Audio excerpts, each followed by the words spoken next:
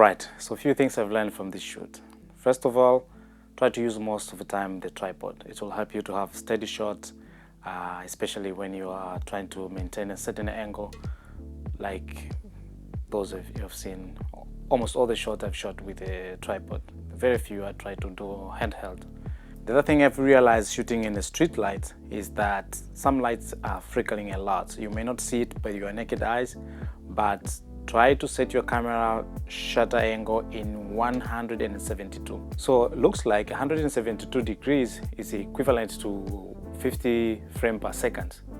So 180 is actually 48 frames per second. So that's why in an environment where you have a street light, I think it has to do.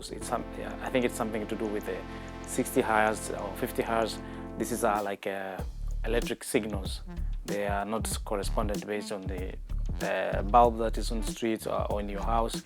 So in my experience, always I put my camera in 172, which works very well, and I don't have this issue of flickering. If you are shooting in a 50 frames per second, then you are in a right direction. Try to experiment this. I think you figure it out yourself. Also, all these shots I made was like 150 ISO. The maximum I went was 1000 ISO. I tried to maintain the ISO because I don't want much noise on the image to look more clean. But I tried to open more the lens. Most of the time I was like in 2.8.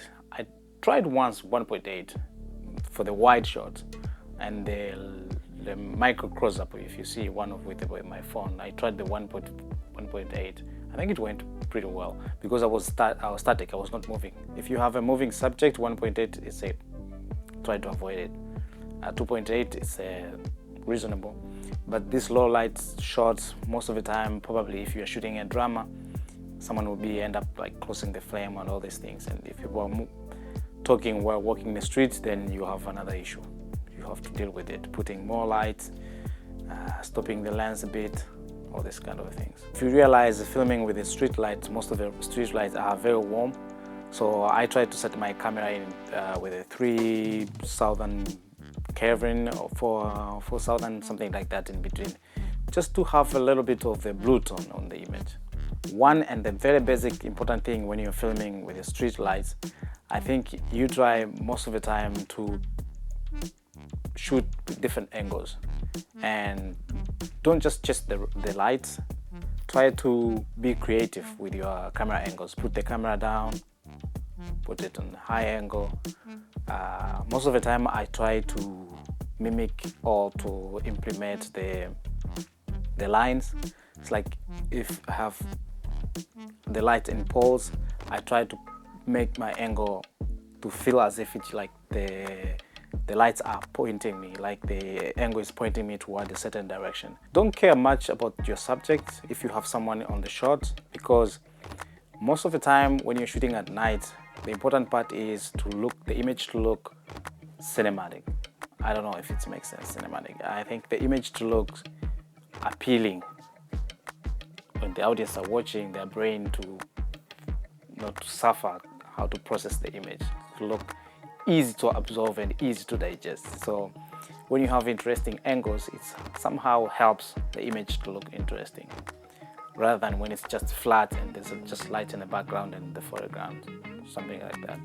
But adding a little bit of light, naturally it helps your image look very beautiful. For example, so the street light will be playing as your practicals, and so maybe your phone is like something that in the scene is a part of the story, so everything looks natural, you know. Or most of the time you can point where, like when you are filming near the traffic, you can put your subject where all the street lights of the cars, when they are passing, they can illuminate your subject.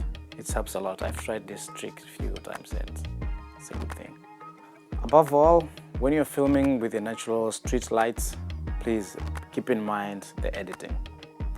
Make sure that your images are not underexposed or overexposed. The image doesn't look beautiful when it has too much noise and too much grains, unless if it's your artistic choice. The other thing that I find more interesting is wet flows. when the floor is wet, it's a beautiful source of illuminations as well. The floor, most of the time, it plays also as like its separate source of light. It plays like a mirror somehow. So when the light's hitting the floor, if it's wet, it bounces back and it looks really beautiful.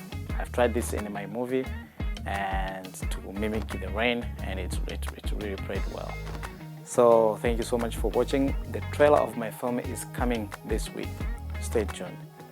I would like to know your opinion and what you think. And everything from this video I'm shooting, from my movie, everything is shot with the Canon C100 Mark II.